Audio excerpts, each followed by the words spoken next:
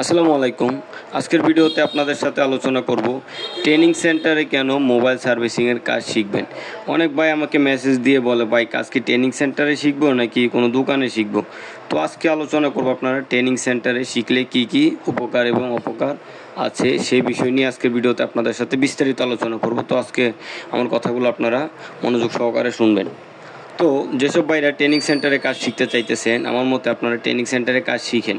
কারণ আপনারা যদি ট্রেনিং সেন্টারে কাজ শিখেন তাহলে থিওরি ক্লাসগুলো অনেক ভালোভাবে শিখতে পারবেন। কারণ প্রত্যেকটা ট্রেনিং সেন্টারে থিওরিক্যাল যে ক্লাসগুলো রয়েছে সেগুলো অনেক ভালোভাবে বোঝানো হয়। যেমন ক্যাপাসিটর, রেজিস্টর, ডায়োড, কয়েল, এগুলোর কাজ কী, কয় প্রকার, কোন কোন জায়গায় ব্যবহার করা হয়, সিরিজ লাইন কী, প্যারালাল লাইন কী, এগুলো কিন্তু অনেক গুরুত্বপূর্ণ বিস্তারিত আলোচনা করা হয় প্রথম কয়েকদিন ট্রেনিং সেন্টারে। যেহেতু আমি 2টা ট্রেনিং সেন্টারে কাজ শিখেছি, ট্রেনিং সেন্টার সম্পর্কে আমার সম্পূর্ণ ধারণাই আছে। আমি বেসিক কোর্সও করেছি এবং অ্যাডভান্স কোর্সও করেছি।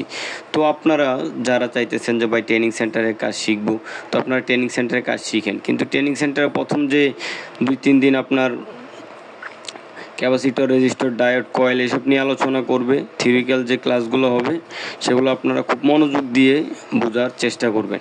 সেই ক্লাসগুলো মোবাইল সার্ভিসিং অনেক ইম্পর্টেন্ট। কারণ আপনার কাছে যদি একটা ডেড মোবাইল আসে বা একটা মাদারবোর্ড সংক্রান্ত কোনো সমস্যা আসে, আপনারা যদি ক্যাপাসিটরের কাজ কী, রেজিস্টরের কাজ কী, ক্যাপাসিটর, রেজিস্টর, কয়েল কোন কাজে ব্যবহার করা হয়েছে, সিরিজ লাইন কী, প্যারালাল লাইন কী, তারপর বিবাস লাইন, বিভেট লাইন, এগুলো যদি আপনারা না চিনেন বা কোন লাইনের কী কাজ না বুঝেন, তারপর বিপিএস লাইনের কাজ কী, এগুলো যদি না জানেন তাহলে আপনারা মোবাইল সার্ভিসিংয়ের কাজ করতে পারবেন না। তো ট্রেনিং সেন্টারে প্রথম অবস্থায় যেহেতু এই লাইনগুলো আপনাদের সাথে পরিচয় করিয়ে দিবে, লাইনগুলোর কাজকে এগুলো অনেক মনোযোগ দিয়ে শুনবেন। তো আপনি যদি একটি দোকানে কাজ শিখেন তাহলে কিন্তু এগুলো নিয়ে বিস্তারিত আলোচনা করে না। কারণ ওরা দোকানে বেশিরভাগই আমি দেখছি যে প্র্যাকটিক্যালি কাজগুলো বেশি শেখায়। আর ট্রেনিং সেন্টারে যদি 50% প্র্যাকটিক্যাল শেখায় আর 50%ই আপনার থিওরিক্যাল শেখায়। থিওরিক্যালটাই একটু বেশি শেখায় ট্রেনিং সেন্টারে। তো মোবাইল সার্ভিসিংয়ে যারা একদম নতুন, আমার মতো তাদের প্র্যাকটিক্যাল থেকে থিওরিটাই অনেক জরুরি। আপনি যদি জানেন যে এই লাইনটার কাজ এটা, এই লাইনটা এভাবে যায়, এই লাইনটা এখানে গিয়ে থামবে, এখান থেকে আর সামনে যাবে না, তো এগুলো যদি আপনি মুখস্থ করতে পারেন তাহলে আপনি যে কোনো মাদারবোর্ড ধরলেই, আপনি যদি মাল্টিমিটার হাতে নেন তাহলে আপনি বুঝতে পারবেন যে এই লাইনটা এখানে গিয়ে শেষ হয়েছে, এই লাইনটার কাজ এটা, বিভেট লাইনটা ওখানে যাবে। তো এগুলো সব আপনি একদম মুখস্থ করে ফেলতে পারবেন যদি কোনো ট্রেনিং সেন্টারে গিয়ে ট্রেনিং করেন মোবাইল সার্ভিসিং নিয়ে। তো আমার মতে আপনারা নতুন যেসব টেকনিশিয়ান ভাই আছেন তারা কোনো ট্রেনিং সেন্টারে যান, আপনারা ট্রেনিং সেন্টারে গিয়ে কাজ শিখেন। কিন্তু আমার মতে ভালো কোনো ট্রেনিং সেন্টারে যাবেন, আগে খোঁজখবর নিয়ে নেবেন যে এই ট্রেনিং সেন্টারটা কেমন। ট্রেনিং সেন্টার থেকে যে ছাত্ররা কোর্স করে চলে গিয়েছে বা এলাকায় গিয়ে দোকান দিয়েছে তাদের থেকে জানুন যে ও যেই ট্রেনিং সেন্টার কাজ শিখছে সেই ট্রেনিং সেন্টারটা কেমন।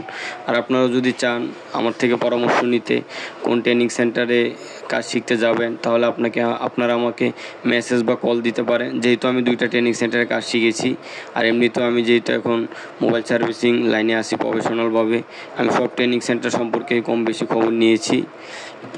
তো আপনারা যদি আমার সাহায্য প্রয়োজন হয় বা আমার থেকে জানতে চান তাহলে আমাকে কমেন্ট করবেন বা আমার হোয়াটসঅ্যাপে আপনারা নক দিবেন, আমি আপনাদেরকে বলবো। তো আমি আপনাদের সব নতুন টেকনিশিয়ান ভাইদেরকে সাজেস্ট করব আপনারা মোবাইল সার্ভিসিংয়ের কাজ প্রথম অবস্থায় যারা একদম কিচ্ছুই পারেন না তারা ভালো একটি ট্রেনিং সেন্টারে যাবেন, গিয়ে থিওরিক্যাল ক্লাসগুলো ভালোভাবে করবেন, মোবাইল সার্কিট সম্পর্কে জানবেন, কোন লাইন কোথায় গেছে জানবেন, কোন লাইনের নাম কি, এগুলো 100%ভাবে জেনে আপনারা তারপরে পরবর্তী ক্লাসগুলো স্টার্ট করবেন। আর প্রথম ক্লাসগুলোর প্রতি বেশি গুরুত্ব দিবেন, যেহেতু প্রথম ক্লাসগুলোতেই capacitor, resistor, diode, coil, transistor এগুলো নিয়ে আলোচনা করে। এগুলো গুরুত্ব দিলে আপনাদের বাকি যে প্র্যাকটিক্যাল ক্লাসগুলো বা থিওরিক্যাল ক্লাসগুলো করাবে আইসি সম্পর্কে সেগুলো আপনারা খুব সহজেই বুঝতে পারবেন। তো আমার মতে আপনারা প্রথম অবস্থায় যদি ট্রেনিং সেন্টারে যান কাজ শেখার জন্য তাহলে এই থিওরিক্যাল ক্লাসগুলোর উপর সঠিকভাবে গুরুত্ব দিবেন। আর একদম নতুন টেকনিশিয়ান ভাইরা প্রথম অবস্থায় আমার মতে টাকাও খরচ হয়, যেহেতু ট্রেনিং সেন্টারে টাকা খরচ হবে, আপনারা ট্রেনিং সেন্টারে গিয়ে কাজ শিখেন তাহলে মোবাইল সার্ভিসিং জগৎটা সম্পর্কে অনেক কিছুই জানতে পারবেন। তো আমার ভিডিওগুলো যদি আপনাদের কাছে ভালো লাগে তাহলে আমার চ্যানেলের ভিডিওগুলো আপনারা দেখবেন, ভিডিওগুলো লাইক করবেন, শেয়ার করবেন এবং আপনারা কোন কোন বিষয় নিয়ে ভিডিও চান তা আমাকে মেসেজ করে বলবেন। আর আপনারা যেসব কাজের ভিডিও চান তাও আমাকে মেসেজ করে বলবেন।